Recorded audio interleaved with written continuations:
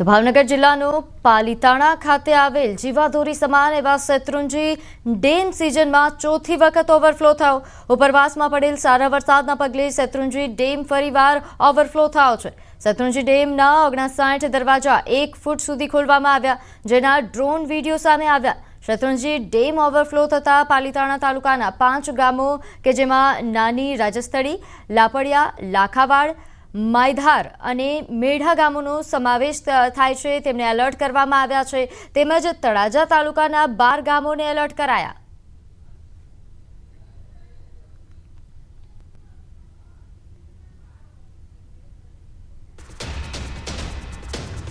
અમરેલી રાજુલા પંથકમાં અનરાધાર વરસાદ। રાજુલાના પીપાવાવ ધામ વિકરટ સહિત ગામડામાં અનરાધાર વરસાદ પડતા જળબંબાકારની સ્થિતિ સર્જાઈ। પીપાવાવ ધામમાં પાણી ફરી વળ્યા બાદ વરસાદે વિરામ લેતા પાણી ઓસરી રહ્યા છે। દરિયાકાંઠાના મોટા ભાગના ગામડામાં ભારે વરસાદથી ચોતરફ પાણી જ પાણી દેખાઈ રહ્યું છે। ઉપરવાસમાં ભારે વરસાદના કારણે આ પ્રકારની પરિસ્થિતિ સર્જાઈ છે। પાલિતાણામાં ચોતરફ પાણી જ પાણી દેખાઈ રહ્યા છે। ખાસ કરીને શેત્રુંજી ડેમ કે જે સિઝનમાં 4 વખત ઓવરફ્લો થયો, જેના કારણે 59 દરવાજા ખોલવામાં આવ્યા, જેથી આસપાસના નીચાણવાળા વિસ્તારોને એલર્ટ કરવામાં આવ્યા છે। આ ઉપરાંતના ઘણા વિસ્તારો છે કે જ્યાં ભારે વરસાદના કારણે પરિસ્થિતિ કપરી બની છે। અહીં વરસાદના કારણે પાણી ભરાઈ જવાની સમસ્યાઓ સર્જાઈ। જો કે વરસાદે વિરામ લેતા હવે ધીરે ધીરે પાણી ઓસરી પણ રહ્યા છે। તો અનરાધાર વરસાદ પડતા જળબંબાકારની સ્થિતિ સર્જાઈ છે। અમરેલી રાજુલા પંથકમાં પણ અનરાધાર વરસાદ, ખાસ કરીને જે દરિયાકાંઠાના વિસ્તારો છે ત્યાં વરસાદની કપરી પરિસ્થિતિ સર્જાઈ છે, જેના કારણે અહીં ગામો જે પાણીથી તરબોળ થયા। અમરેલીના ખાંભા ગીર પંથકના ગામડાઓમાં પણ સવારથી જ વરસાદી માહોલ। ખાંભા શહેર અને ગ્રામ્ય વિસ્તારમાં ક્યાંક ધીમી ધારે તો ક્યાંક ધોધમાર વરસાદ વરસ્યો। ખાંભાના મોટા બારમણ ગામે વાડી વિસ્તારના નેવડા ખોત્રા નદી માફક વહેતા થયા।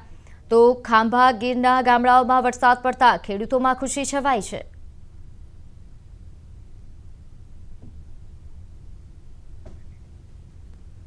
ગીરમાં ધોધમાર વરસાદથી નદીઓએ રૌદ્ર સ્વરૂપ ધારણ કરી લીધું છે।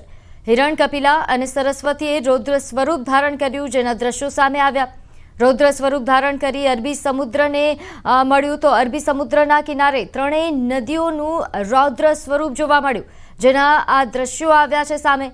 નદીઓનો ધસમસતો પ્રવાહ અને અરબી સમુદ્રના મિલનને લોકો જોવા માટે ઉમટી પડ્યા છે।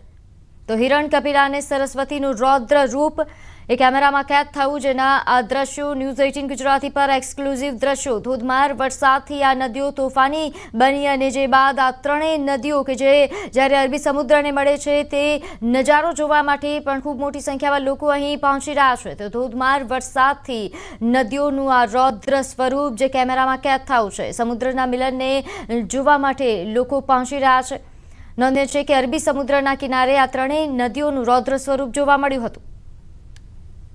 સોમનાથ જિલ્લાની અંદર વરસી રહેલા ધોધમાર વરસાદને પગલે ગીરની નદીઓ છે તે બે કાંઠે બહી રહી છે। ત્યારે હું મારી પાછળ આપને દ્રશ્ય બતાવીશ, અને આ જે દ્રશ્યો છે તે હિરણ, કપિલા અને સરસ્વતી નદીનું જ્યાં સંગમ થાય છે તે જગ્યાના દ્રશ્યો છે। અને આ જગ્યા ઉપર નદીએ પોતાનું રૌદ્ર સ્વરૂપ છે તે ધારણ કર્યું છે, અને આ નદીનું ત્રણેય નદીનું જે પાણી છે તે સીધું અરબી સમુદ્રને મળે છે। જોઈ શકાય છે જે પ્રમાણે અરબી સમુદ્ર અને હિરણ, કપિલા અને સરસ્વતી આ ચારેયનો અહીં સંગમ થાય છે, અને આ ચારેયના સંગમના કારણે આ જે દ્રશ્યો છે તે રૌદ્ર સ્વરૂપ જોવા મળી રહ્યા છે। જોકે જે પ્રમાણે હિરણ 2 ડેમ છે તેમના 7 દરવાજા છે તે ખોલવામાં આવ્યા છે, અને તેમના 7 દરવાજાનું પાણી છે તે સીધું અહીં આવી રહ્યું છે। જોકે અહીં લોકો છે તેઓ આ પાણીનો આનંદ છે તે માણવા આવી રહ્યા છે, પ્રવાસીઓ આવી રહ્યા છે। જોકે આ નદીના કિનારા ઉપર જવા ઉપર પ્રતિબંધ છે, છતાં પણ લોકો છે કે આ નદીનો ધસમસતો પાણીનો પ્રવાહ છે તે જોવા આવી રહ્યા છે, અને આ નદીને કારણે જ અહીંનું જે આ રૌદ્ર સ્વરૂપ છે તે જોવા મળી રહ્યું છે। દિનેશ સોલંકી, ન્યૂઝ 18 ગુજરાતી, ગીર સોમનાથ।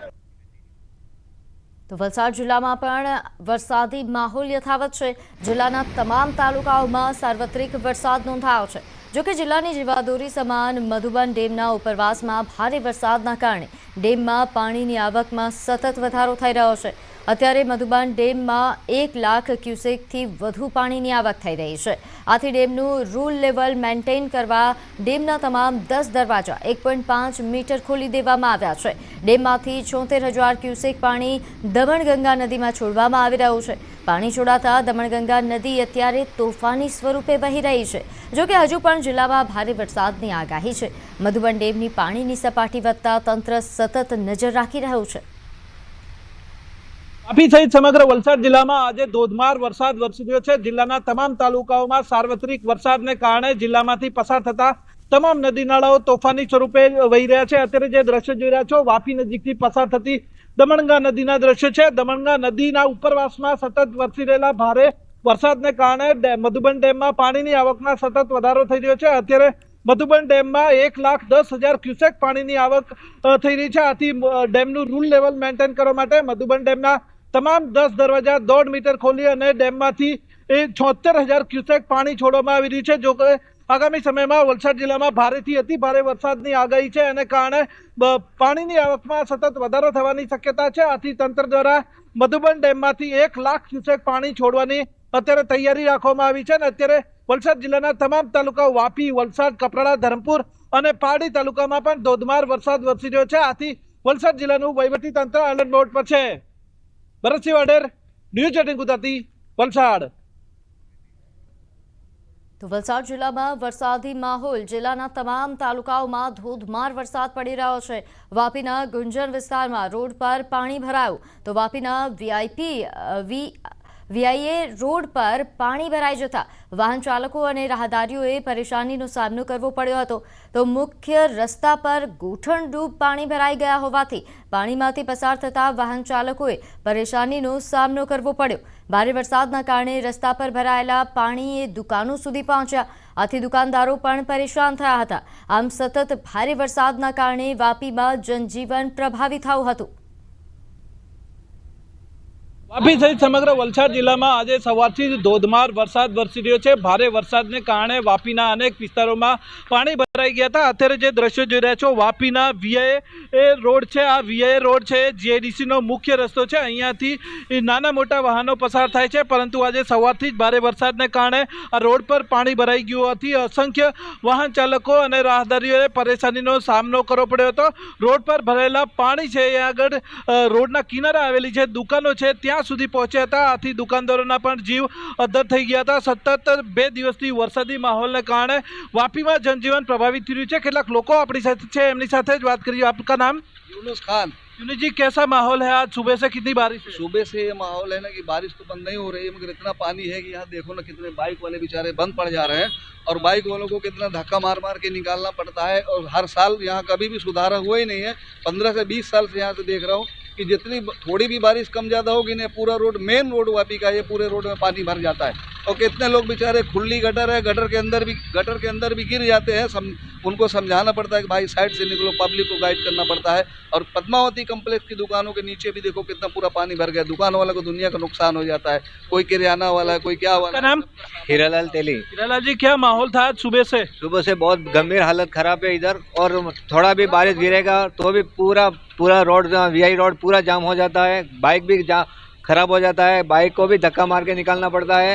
और पद्मावली शॉप का बिल्डिंग के नीचे सब दुकान सब भर गई है पानी की। बहुत પરેશાની લોકોની આ રીતે છે। સવારથી જ ભારે વરસાદને કારણે રસ્તાઓ પર પાણી ભરાઈ ગયું હતું। આથી રસ્તામાંથી આ પાણી ભરાયેલા રોડ પરથી પસાર થતા અનેક વાહનો છે એ ફસાઈ ગયા હતા અને ખોટવાઈ ગયા હતા। આથી વાહન ચાલકોએ પરેશાનીનો સામનો કરવો પડ્યો હતો। આમ વલસાડ જિલ્લામાં આજે સવારથી જ જિલ્લાના તમામ તાલુકાઓમાં સવારથી બપોર સુધી સરેરાશ 2.5 થી 3 ઇંચ વરસાદ વરસી ચૂક્યો છે। હજુ પણ જિલ્લામાં ભારે વરસાદની આગાહી છે। આથી વલસાડ જિલ્લાનું વહીવટી તંત્ર છે એ સતર્ક છે, પરંતુ સતત વરસાદને કારણે વિસ્તારોમાં જનજીવન પ્રભાવિત થઈ રહ્યું છે। ભરતસિંહ વાડેર, ન્યૂઝ 18 ગુજરાતી, વાપી। તો પોરબંદર જિલ્લામાં ધોધમાર વરસાદના કારણે ગ્રામ્ય વિસ્તારના ખેડૂતોના ખેતરો બેટમાં ફેરવાયા। જિલ્લાના ફટાણા ગામે ધોધમાર વરસાદના કારણે ખેડૂતોના ખેતરોમાં નદી જેવા દ્રશ્યો જોવા મળ્યા। ભારે વરસાદના કારણે ફટાણા ગામે ખેડૂતોના ખેતરોમાં મગફળી તેમજ કપાસ સહિતનો પાક પાણીમાં ગરકાવ થયો। હાલ ખેડૂતો સરકાર પાસે સહાયની માંગ કરી રહ્યા છે। 2 થી 3 દિવસથી સતત વરસી રહેલ વરસાદના કારણે ગ્રામ્ય વિસ્તારમાં ખેડૂતોની હાલત કફોડી બની છે. ન્યૂઝ 18 ગુજરાતીની ટીમ હાલ ગ્રાઉન્ડ ઝીરો પર પહોંચી છે. પોરબંદર જિલ્લાના ફટાણા ગામના આ દ્રશ્યો છે. ફટાણા ગામના ખેડૂતોના ખેતરોમાંથી હાલ ધસમસતા પાણીના પૂર વહેતા હોય તેવા દ્રશ્યો જોવા મળી રહ્યા છે. ફટાણા ગામના ખેડૂતોનો મગફળી, કપાસ સહિતનો પાક હાલ સંપૂર્ણ પાણીમાં ગરકાવ થઈ ચૂક્યો છે.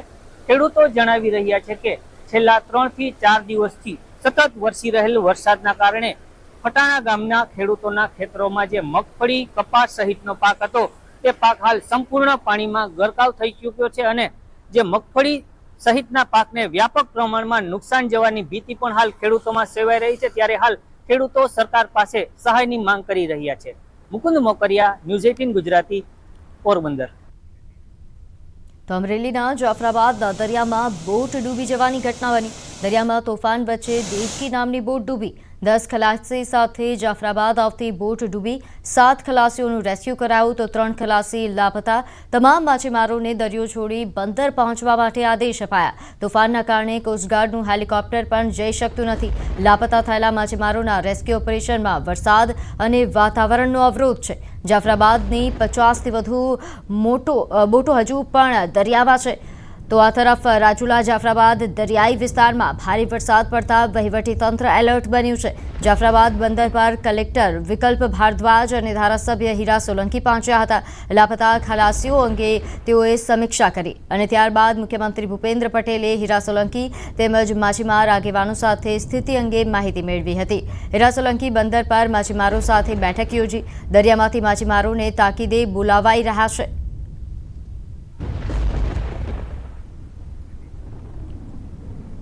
અમરેલીમાં પીપાવાવ પોર્ટ કોસ્ટગાર્ડ જહાજ મધ દરિયામાં પહોંચ્યું. પીપાવાવ પોર્ટથી લઈ 30 નોટિકલ માઇલ દૂર કોસ્ટગાર્ડ સમુદ્રમાં રેસ્ક્યુ ઓપરેશન માટે રવાના. તોફાની સમુદ્રમાં કોસ્ટગાર્ડ જહાજના દ્રશ્યો સામે આવ્યા. તોફાની સમુદ્રમાં કોસ્ટગાર્ડનું જહાજ ચારે તરફ ઉછળી રહ્યું છે.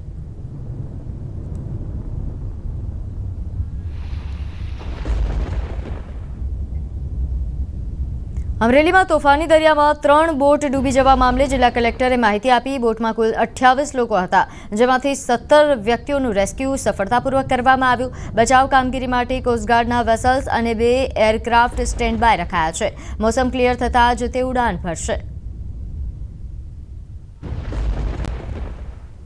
3 બોટોમાંથી 2 બોટ જાફરાબાદ પોર્ટથી લગતી હતી અને 1 બોટ આપણા ગીર સોમનાથમાં રાજપરા પોર્ટના લગતી હતી.